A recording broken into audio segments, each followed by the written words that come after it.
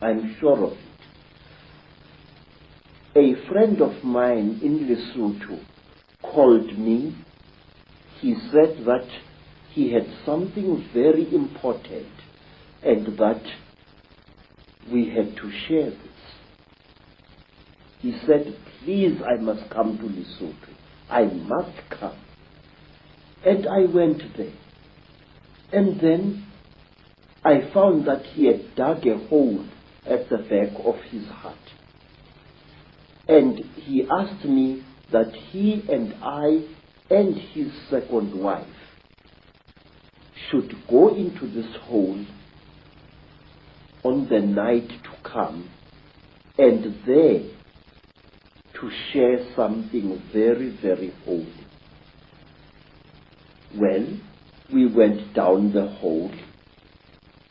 We used a broken ladder, and there inside the hole we ate small pieces of something. He told me to chew these things very thoroughly, as they were quite hard. I still had teeth in my face at that time. And I chewed and I chewed and I chewed and I chewed. But I noticed that what I was chewing was some kind of dry substance, and that it had the same taste that you would feel in your mouth if you sucked a copper penny. It had that coppery taste, like as if you were sucking an old copper coin. And then we left the hole and we went into his house. And on the following day, we all became terribly ill. Very, very ill. Our skins erupted into a rash. It was very, very painful. It was very, very itchy. We bathed with urine trying to take the itching away, but it failed. We bathed with sheep dip, and it failed.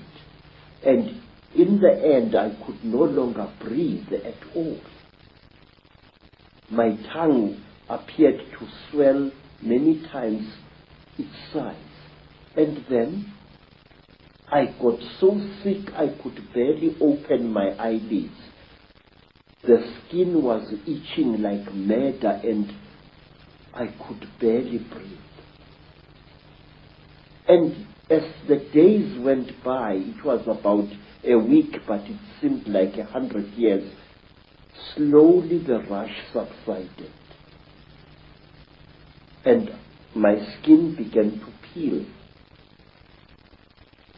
as did my friend's skin and the skin of his wife. We were very, very, very sick. And when I could speak, I asked him, what was the thing that you gave me to eat? This is the thing that has made us so sick. Why did you do this, my friend? He said, look, what we shared was something that can only be eaten while you are hiding in a hole. And that thing is the flesh of a god. I said, God? He said, yes. I said, but I am sick now. He said, wait, you'll recover. You either die within 2 days or you recover. Now we are going to recover because we are still alive after 2 days. Mr. Icke, I can't describe to you what happened next. I wish you to imagine, sir, you are sick, weak, and feverish. Suddenly, you get stuck, staring, raving, laughing mad. We started laughing. Ha ha ha ha ha. It was utterly incredible. What had made us what had caused the laughter we did not know, but we laughed for hours, all three of us. And then, when our jaws couldn't laugh anymore, a new thing happened. My friend's eldest daughter gave us all water. And when I drank that water, my sense of taste was so heightened that I was utterly shaken. Ordinary water from a mountain spring tasted like, I don't know like what, like wine, like something out of I don't know where. My taste buds must have been souped up somehow. And then another feeling, which I cannot describe, fell over all of us. It was a feeling as if we were one with the entire universe. When I looked at a tree outside my friend's homestead, it was as if that tree was a multicolored living rainbow. When I looked at the mountain far away, my sense of sight was so intense that I could see colors beyond colors. I can't give you any other description. And then say, afterwards, I was very weak, but with a monstrous appetite. And then I left my friend's homestead and returned to South Africa.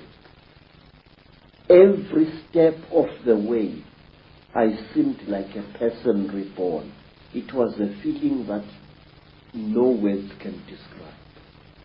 And when I asked my friend by letter afterwards, what was this God flesh? He said it had been the flesh of a puana.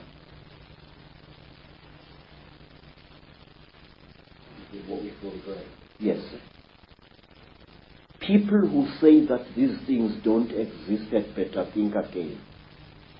They are tangible,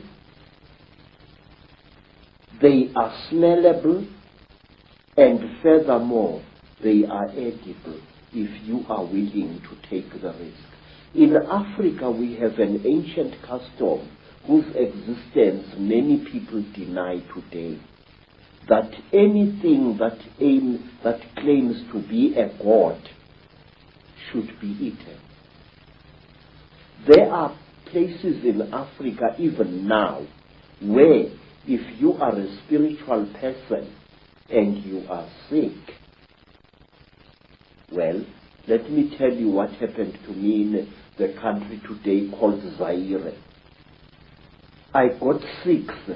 I was undergoing yet another of my 7 initiations, and I fell sick from very bad running stomach.